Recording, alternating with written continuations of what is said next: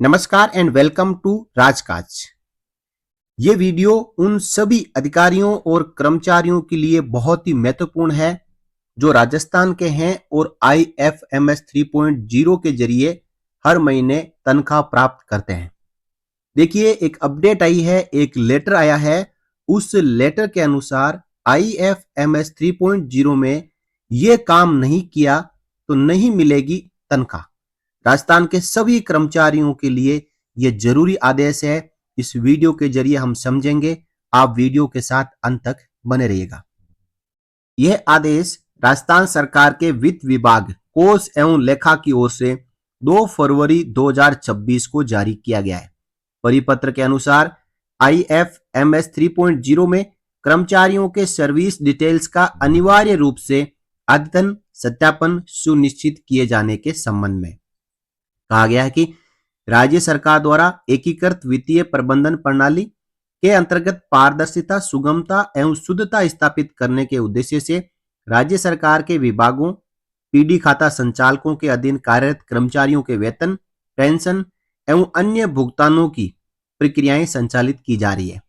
IFMS 3.0 में कर्मचारियों की सर्विस कैडर के आधार पर विभिन्न सिस्टम वैलिडेशंस लागू किए गए। इनमें सर्विस कैटेगरी, सब सर्विस कैटेगरी और सर्विस कैडर के अनुसार डेजिग्नेशन जैसे महत्वपूर्ण फील्ड सम्मिलित है। इन फील्ड्स के सही रूप से भरे जाने पर कर्मचारी का पेरेंट डिपार्टमेंट, सेवानिवृत्त की तिथि, पे लेवल आदि विवरण अपने आप प्रदर्शित होते हैं तथा वेतन, भत्तों और अन्य देयकों का नियमन सिस्टम डिफाइंड नियमों के अनुसार किया जाता है। IFMS 3.0 में हमें सर्विस कैटेगरी, सब सर्विस कैटेगरी और सर्विस कैडर के अनुसार डेजिग्नेशन सही से भर दिया तो बाकी जो फील्ड है अपने आप ऑटोमेटिकली फिल हो जाते हैं। वर्तमान में पे मैनेजर, PRI पे मैनेजर से माइग्रेट किए गए डेटा में बड़ी संख्या में कर्मचारियों के सर्विस डिटेल से संबंधित फील्ड या तो खाली है या फिर उनमें गलतियां हैं। यद्यपि IFMS 3.0 में उक्त फील्ड्स के अद्यतन और सत्यापन की सुविधा उपलब्ध कराई गई है, तथापि विभिन्न आहरण एवं वितरण अधिकारियों द्वारा अब तक यह कार्य पूर्ण नहीं किया गया है। इसके परिणाम स्वरूप महालेखाकार राजस्थान द्वारा कर्मचारियों के अनियमित भुगतानों से संबंधित प्रकरण राज्य सरकार की जानकारी में लाए जा रहे हैं। यानी जो IFMS में जो सारे फील्ड है वो कंप्लीट नहीं है। इस संबंध में पूर्व में भी वित्त विभाग द्वारा पत्र दिनांक 14 अक्टूबर 2024 के माध्यम से समस्त विभागों के अध्यक्षों को निर्देशित किया गया था। इसके बावजूद वर्तमान में काफी संख्या में कर्मचारियों के सर्विस डिटेल्स IFMS 3.0 में अपडेट नहीं किए गए हैं, जिससे सिस्टम वैलिडेशंस प्रभावी रूप से लागू नहीं हो पा रहा है।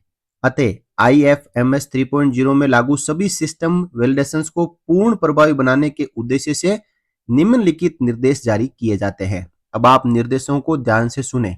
देखिए, जो ऑफिस में काम कर रहे हैं, जो DDO है, उनको तो इस आदेश को मानना है, इंश्योर करना है, लेकिन जो अधिकारी और कर्मचारी IFMS 3.0 के जरिए सैलरी प्राप्त कर रहे हैं, भत्ते प्राप्त कर रहे हैं, उनको भी अपनी ओर से इनिशिएटिव लेते हुए अपने IFMS 3.0 के प्रोफाइल में जो भी जानकारियां खाली है या फिर गलत अपडेट है, उनको सही करवाने के लिए प्रयास करने हैं। पहला निर्देश क्या है? समस्त विभागाध्यक्ष ये सुनिश्चित करेंगे कि उनके अधीन कार्यरत सभी कर्मचारियों की सर्विस डिटेल्स ये IFMS 3.0 में अपडेट करनी है।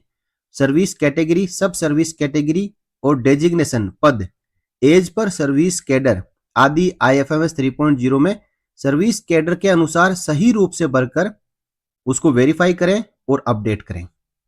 दूसरा निर्देश क्या है? ये कार्य संबंधित DDOs द्वारा तत्काल प्राथमिकता के आधार पर पूर्ण कराया जाए, यानी तुरंत ही अपडेट करने हैं। उपयुक्त समस्त डेटा का अपडेशन और सत्यापन सही रूप से नहीं किए जाने की स्थिति में संबंधित DDO एवं विभागाध्यक्ष पूर्णतः उत्तरदायी होंगे। नेक्स्ट है, IFMS 3.0 एक प्रणाली आधारित सुविधा प्रदान करता है। प्रणाली में गलत मैपिंग अथवा किसी भी प्रकार के अनियमित भुगतान के प्रकरणों में GF एंड AR के प्रावधानों के अनुसार संबंधित कार्यालयाध्यक्ष का ही उत्तरदायित्व होगा। यानी जानकारियां कुल मिला के बिल्कुल सही भरनी है।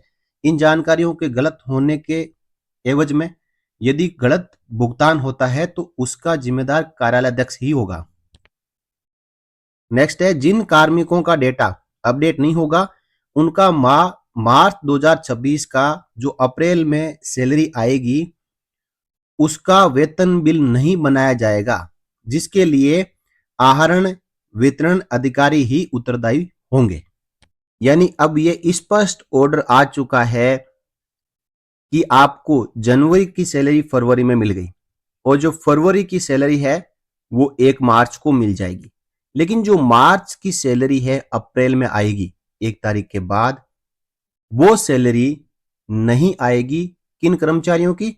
उन कर्मचारियों की जिनके डेटा सर्विस डिटेल, उसके बाद सर्विस कैडर, सब कैटेगरी डेजिग्नेशन IFMS 3.0 में सही से अपडेट नहीं होंगे, उन कर्मचारियों की मार्च की सैलरी अप्रैल में नहीं आएगी। इसलिए समस्त विभागाध्यक्षों से अपेक्षा है कि वे इस विषय को गंभीरता से लेते हुए माह फरवरी 2026 दे मार्च 2026 के वेतन भुगतान से पहले आवश्यक कार्रवाई सुनिश्चित करेंगे, ताकि IFMS 3.0 के माध्यम से पारदर्शी, नियम सम्मत एवं त्रुटि रहित भुगतान प्रणाली स्थापित की जा सके। अब IFMS 3.0 में जो भी डेटा को अपडेट करना है वो सही करना है, वो फरवरी महीने के दौरान ही करना है। इस महीने जिनका डेटा अपडेट हो जाएगा सिस्टम उनको वैलिडेट कर देगा, यदि नहीं होगा तो फिर मार्च की सैलरी रुक जाएगी। तो बड़ी अपडेट है और राजस्थान के तमाम कर्मचारियों और अधिकारियों के लिए जरूरी है कि IFMS 3.0 में इनके डेटा सही से अपडेट हो, सही कैटेगरी, सब कैटेगरी और जो पोस्ट है वो अपडेट हो, तभी सैलरी मिल पाएगी मार्च की। तो इसके लिए ना केवल जो कार्यालयाध्यक्ष है या कार्यालय में काम करने वाले कर्मचारी है, IFMS 3.0 पे काम करने वाले अधिकारी कर्मचारी है, उनके साथ साथ जो कर्मचारी सैलरी ले रहे हैं IFMS 3.0 के जरिए, उनको भी चाहिए कि वो अपने डेटा अपडेट कराएं और इंश्योर करें कि आपके डेटा सही से IFMS 3.0 में अपडेट है।